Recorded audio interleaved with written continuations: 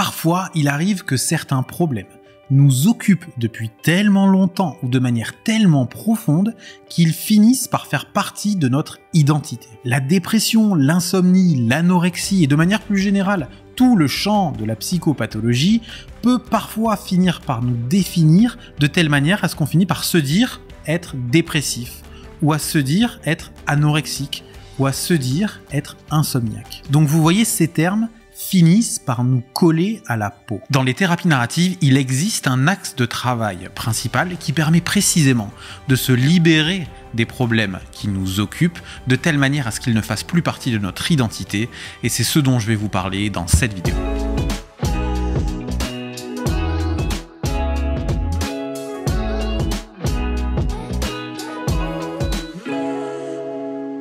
Michael White et David Epstein, les fondateurs de l'approche narrative, ont conceptualisé cette pratique thérapeutique que l'on appelle l'externalisation, qui peut être vue comme une technique, bien que David Epstein dise à ce propos: nous ne considérons pas l'externalisation comme une opération technique ou comme une méthode.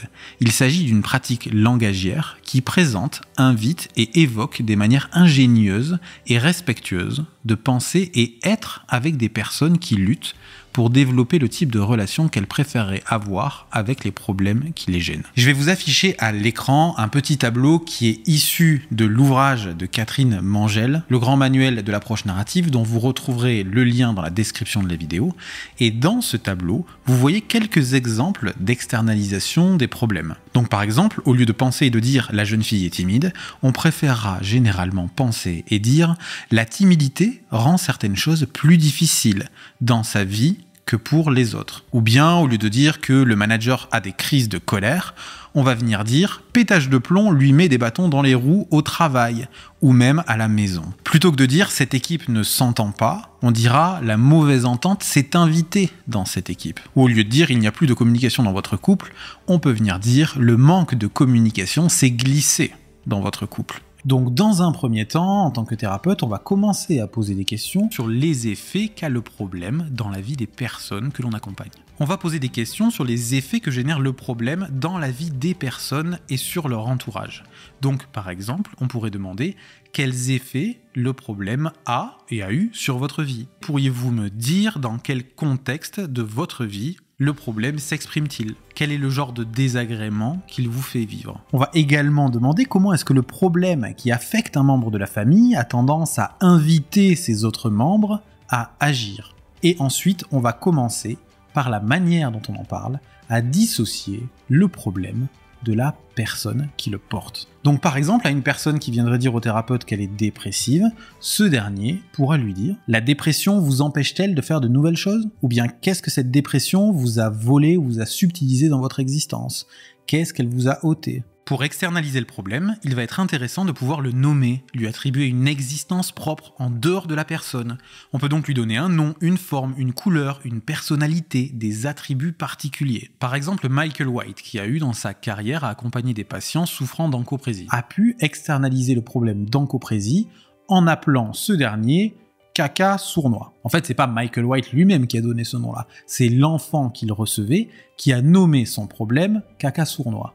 Et par conséquent, Michael White a continué à poser des questions comme ça, en expliquant qu'est-ce que caca sournois venait mettre comme ambiance dans la famille, de quelle manière est-ce que caca sournois venait s'y prendre pour faire honte à cet enfant. Vous avez plein d'exemples de conversations externalisantes dans tous les ouvrages que je vous mettrai en description de la vidéo.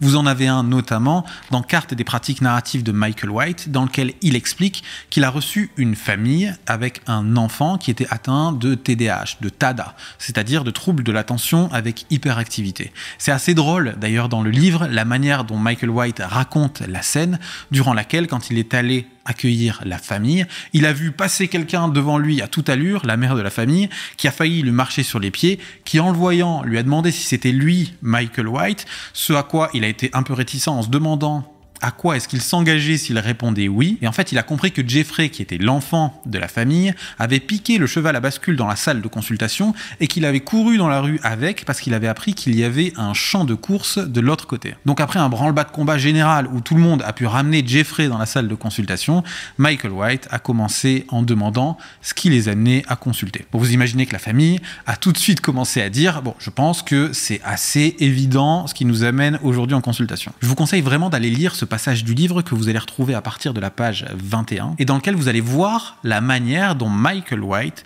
s'y prend pour commencer à mener une conversation externalisante avec ce jeune homme et sa famille. Il va notamment inciter la famille et Jeffrey à travers ces questions qui sont surprenantes à venir nommer, à donner une couleur par exemple au Tada. Il va dire que ce Tada a peut-être un frère jumeau qu'il a déjà vu en consultation et il va aller lui montrer le dessin qu'avait fait un autre enfant. Il va mener toute une conversation dans laquelle il va en permanence, à travers les éléments langagiers, les éléments narratifs qu'il va utiliser, mettre le Tada à l'extérieur de l'identité du jeune homme, de telle manière à ce que ce dernier ne le définisse pas et qu'il puisse voir qu'il a un pouvoir là-dessus. Et comme le dit notamment David Epstein, les conversations externalisantes servent à rendre les relations entre les personnes et les problèmes disponibles à la réévaluation. Cette pratique renforce notre capacité à fournir un espace sûr dans lequel critiquer les hypothèses considérées comme acquises qui nous empêchent, ainsi que les personnes accompagnées, de mener la vie